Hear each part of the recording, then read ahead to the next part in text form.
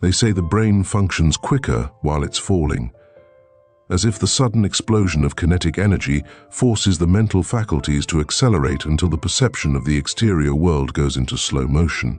So Ove had time to think of many different things, mainly radiators, because there are right and wrong ways of doing things, as we all know. And even though it was many years ago, and Ove could no longer remember exactly what solution he'd considered to be the right one in the argument about which central heating system should be adopted by the residents' association, he did remember very clearly that Rune's approach to it had been wrong. But it wasn't just the central heating system.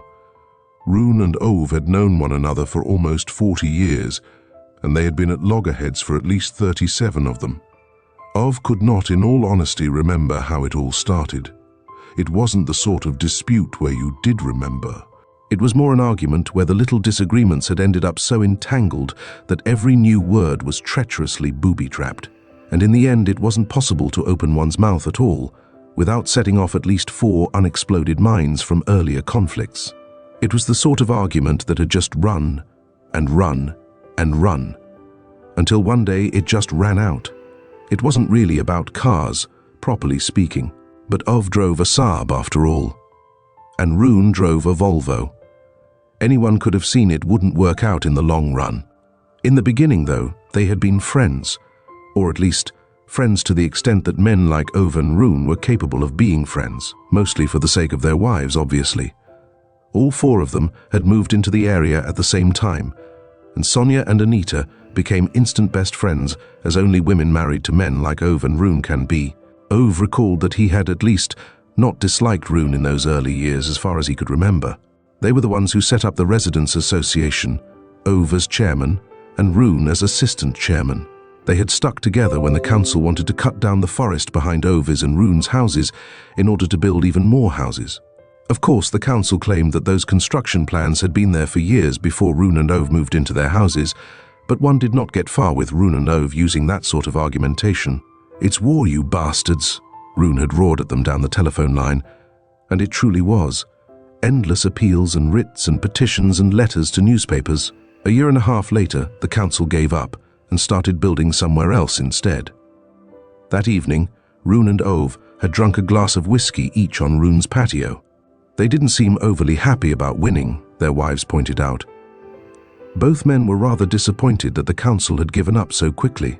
These 18 months had been some of the most enjoyable of their lives. Is no one prepared to fight for their principles anymore? Rune had wondered. Not a damn one, Ove had answered. And then they said a toast to unworthy enemies. That was long before the coup d'etat in the Residents' Association, of course. And before Rune bought a BMW. Idiot, thought Ove on that day. And also today, all these years after. And every day in between, actually. How the heck are you supposed to have a reasonable conversation with someone who buys a BMW? Ove used to ask Sonia when she wondered why the 2 men could not have a reasonable conversation anymore. And at that point, Sonia used to find no other course but to roll her eyes while muttering, "You're hopeless." Ove wasn't hopeless in his own view. He just had a sense of there needing to be a bit of order in the greater scheme of things.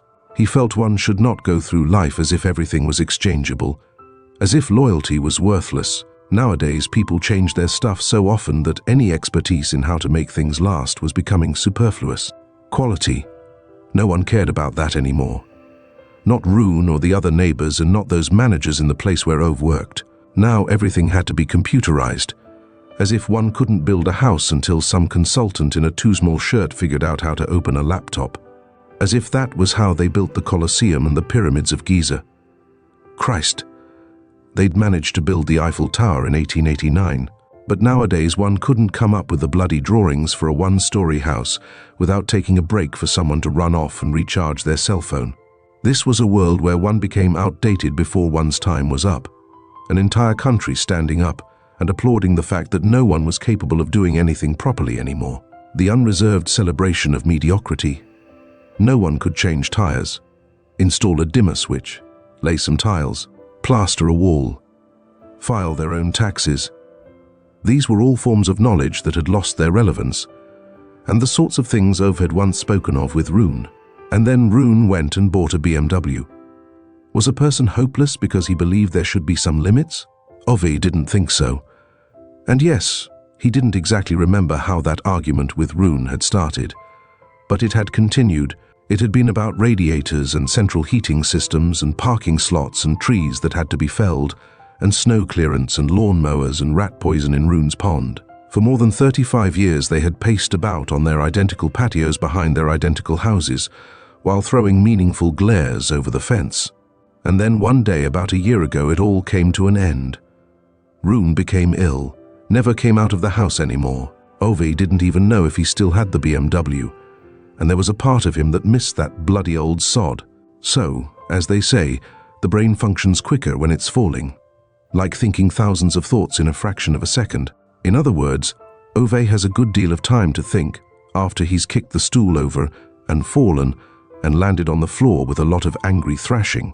He lies there, on his back, looking up for what seems like half an eternity, at the hook still up on the ceiling. Then, in shock, he stares at the rope, which has snapped into 2 long stumps.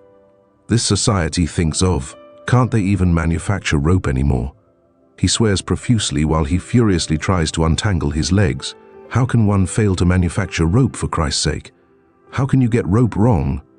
No, there's no quality anymore, Ove decides. He stands up, brushes himself down, peers around the room and ground floor of his row house. Feels his cheeks burning. He's not quite sure if it's because of anger or shame.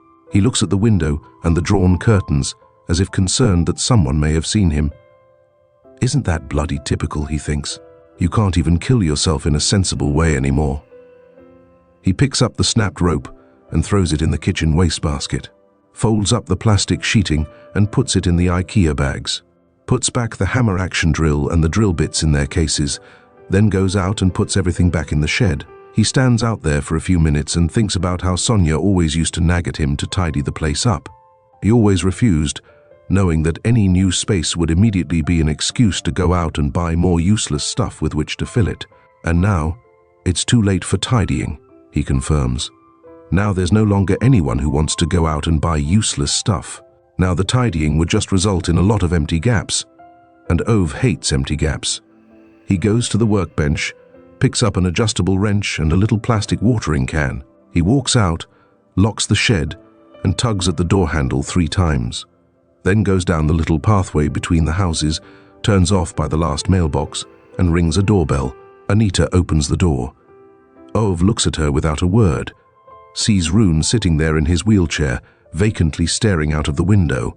It seems that's all he's done these last few years. "Where have you got the radiators then?" mutters Ove.